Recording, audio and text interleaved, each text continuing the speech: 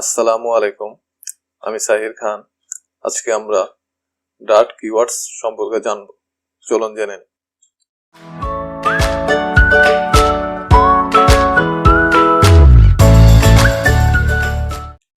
তো প্রথমে dirt keywords গুলো জানবো। তো ডার্ট কিওয়ার্ডস গুলো হচ্ছে বার, ফাইনাল, কনস, ডাইনামিক। তো আজকে আমরা বার কিওয়ার্ডস সম্পর্কে জানবো। তো সেজন্য প্রথমে আমরা স্ট্রিং নেব। স্ট্রিং নেম ইকুয়াল সাহির, তারপর হচ্ছে ইন্ট নেব, ইন্ট এজ ইকুয়াল, তারপর হচ্ছে ডাবল নেব, ডাবল হাইট 5.6। তো এখন এখানে এরর গুলো এসেছে এই জন্য, কারণ আমরা ভেরিয়েবল এখন ইউজ করি না সেজন্য। তো এখন আমরা প্রিন্ট করব। প্রিন্ট হচ্ছে নেম,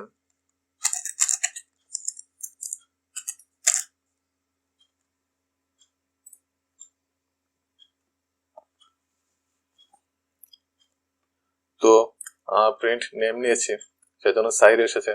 তো এখন আমরা স্ট্রিং এর মধ্যে স্ট্রিং রিমুভ করে আমরা বার কিওয়ার্ড ইউজ করব। দেখব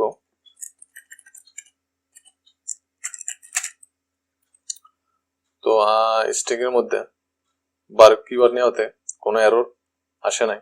তো প্রিন্ট করব। ওকে, তো তাহলে আমরা স্ট্রিং এর মধ্যে আমরা বার কিওয়ার্ড ইউজ করতে পারবো। তারপর হচ্ছে ইন্টে ইউজ করে দেখব বার কিওয়ার্ড। তারপর হচ্ছে প্রিন্ট করব।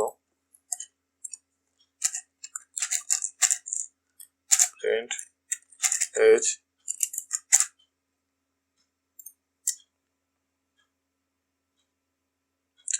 ওকে, তো ইন্টের মধ্যেও বার কিওয়ার্ড ইউজ করাতে কোনো এরর আসে নাই। তারপর হচ্ছে ডাবলে আমরা ইউজ করে দেখব। ডাবল ডাটা টাইপ রিমুভ করে তারপর হচ্ছে প্রিন্ট করব। প্রিন্ট হাইট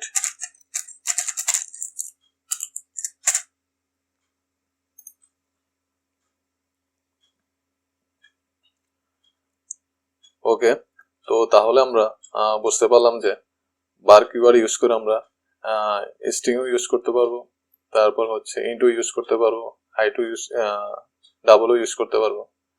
তো এই ছিল বার কিওয়ার্ড। তো তারপর আমরা দেখি সেকেন্ড আমরা নেম দিয়ে দেখি এরর আসে কিনা। নেম ইকুয়াল খান, তো রানে ক্লিক করবো, দেখবো সেমিকোলন।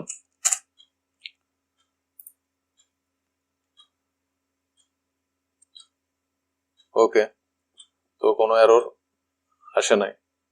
তো এই হচ্ছে বার কিওয়ার্ড।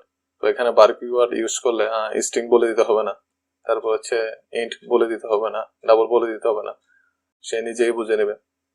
তো এই হচ্ছে বার কিওয়ার্ড। তো আশা করি বুঝতে পেরেছেন। যদি না বুঝে থাকেন অবশ্যই কমেন্টে আমাকে জানাবে, আর বেশি বেশি প্র্যাকটিস করবে। তো আজ এতটুকুই। ধন্যবাদ সবাইকে, ভালো থাকবেন।